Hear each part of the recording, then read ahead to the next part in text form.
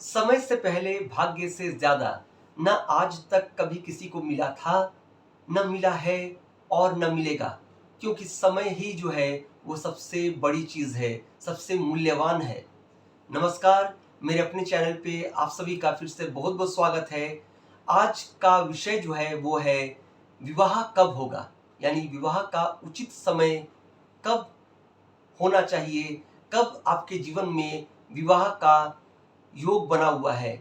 क्योंकि यह तो कुंडली देखने से ही पता चलती है, अर्थात आपका बर्थ चार्ट जो date of birth, time of birth, place of birth के बेसिस पर बना हुआ है, उसको गणना करने के उपरांत ही यह पता चल सकता है कि आपकी कुंडली में विवाह योग है भी या नहीं। अगर है तो आपके किस उम्र में विवाह का योग बना हुआ है।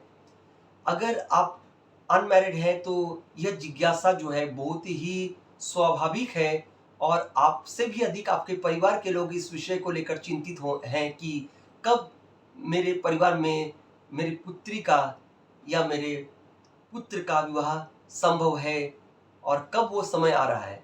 तो सिंपल सी बात है, जन्म कुंडली जब हम देखते हैं एज एन एस्ट्रोलॉजर, तो वहां पर दो बातें सामने आती हैं। वो दो बातें क्या हैं? पुरुष की जन्म कुंडली अगर है तो वहां पर शुक्र ग्रह की स्थिति को देखना चाहिए, और शुक्र ग्रह अगर बलवान है या फिर स्वक्षेत्री है या उच्च का है या शुभ ग्रहों द्वारा दृष्ट है, तो फिर शुक्र की महादशा या अंतरदशा विवाह का कारण बनती है। वहीं किसी नारी की कुंडली में अगर बृहस्पति शुभ ग्रहों द्वारा दृष्ट है और बृहस्पति स्वगृही या उच्च स्थान पर है या फिर केंद्र या त्रिकोण में स्थित है, तो फिर बृहस्पति की दशा या अंतरदशा के समय उस नारी के विवाह का योग बनता है। इसके साथ ही साथ यह देखना अति आवश्यक है कि ग्रह महाराज शनि, अर्थात जिन्हें डेस्टिनी एंड डिवाइन का लॉर्ड कहा जाता है, उनकी स्थिति क्या है। उनकी दृष्टि कहीं बृहस्पति पर या शुक्र पर तो नहीं पड़ रही, जिनके बारे में मैंने अभी आपको बताया।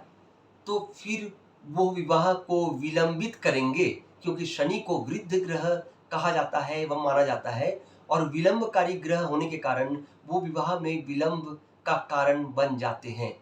तो यह देखना अति आवश्यक होता है कि महादशाएं और अंतरदशाएं जो हैं वो क्या स्क्रॉल कर रही हैं, क्योंकि 5 दशाएं होती हैं।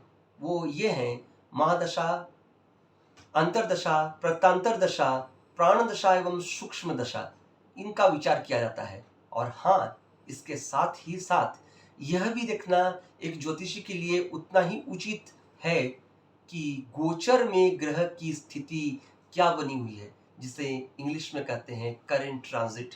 इसके उपरांत ही यह डिसीजन एक एस्ट्रोलॉजर ले सकता है कि किसी जातक या जातिका की कुंडली में विवाह का योग कब बन रहा है, कब वो उचित समय आ रहा है जब उन्हें विवाह के लिए कदम आगे बढ़ाने चाहिए। आशा करता हूँ ये प्रोग्राम आप लोगों को बहुत ही यूनिक लगा होगा।